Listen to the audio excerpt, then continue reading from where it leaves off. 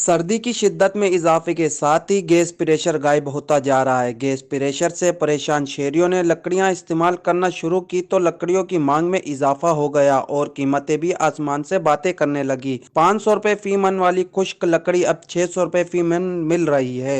कितनी सारी हवा में सारे बेचारे परेशान हैं। गैस का प्रेशर है कि बिल्कुल भी नहीं है। लोड शेडिंग के टाइम के अलावा जब गैस का टाइम होता है उसमें भी गैस नहीं आ रहा होता। अब गरीब आवाम बेचारे अपने खाने पीने की करें या कमाने की करें। अब ये देख लेंगे, हम दिहाड़ीदार बंदे हैं, अब हम अपने काम धंधा छोड़ के अब ये लकड़ियाँ ले रहे हैं। घर पे गैस नहीं है, बच्चे खाना कहाँ से खाएंगे। अभी आगे सर्दी आ रही है, जहाँ 2 मन बंदा जलाता है वहाँ 5 मन जलाएगा, तो इसमें और भी प्रॉफिट बढ़ेगा। तो लकड़ी की मांग ज़्यादा हो जाएगी। कम से कम 1200 रुपये, 1100 रुपये का रेट होगा सर्दी में। अभी से किल्लत बहुत हो चुकी है लकड़ी की।